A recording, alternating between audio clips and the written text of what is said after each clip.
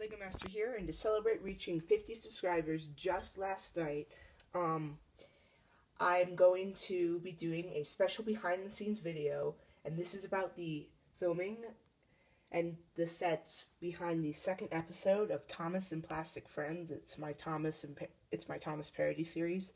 Kind of is that how I'm working it, since I have things like the plastic controller, Sir Topham plastic. Things like that, the non-existent steamwork. So it's just supposed to be kind of humorous too. But firstly, I'd like to make it clear the next episode is going to be released April 2nd, Sunday, April 2nd, and that's how all these episodes are going to be released, unless I release like an extra little behind-the-scenes thing like this. It's going to be released on well, obviously not on April 2nd every time, but every Sunday of the month. So now that I've stumbled over myself, let's take a look. So I built up the narrow gauge railway.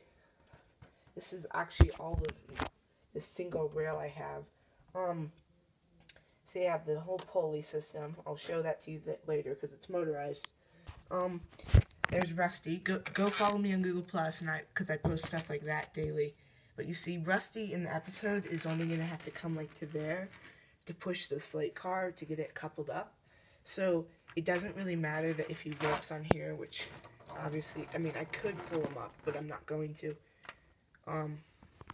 See, there's Thomas, and this is actually being filmed on my Hogsmeade display, although this is normally flat, and this I had to borrow from my mountainous area of my city. So this is actually heavily modified. Like, here's all my Hogsmeade buildings and minifigures. See, there's a sign that goes on that station platform. I was originally going to post a video on that like a week ago, but I never got around to it, and now that I'm doing this, I'm definitely not going to get around to it for a little while,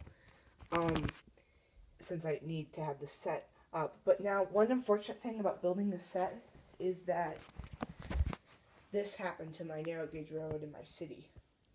Yeah, it's not the best, but since depending on how popular my series ends up getting, I have a feeling it's going to be pretty popular, since the episodes are only going to get better with overall sets and such. And also, if you want to see where I stole that base plate from, edit there. It was over here in my mountainous area.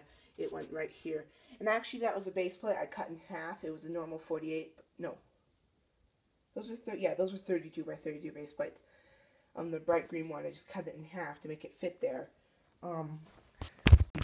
With another magic edit, let's go down here, and I'll show you how the minecart works. I mean, the slate car. So you see, this is just supported with Duplo and a lot of masking tape.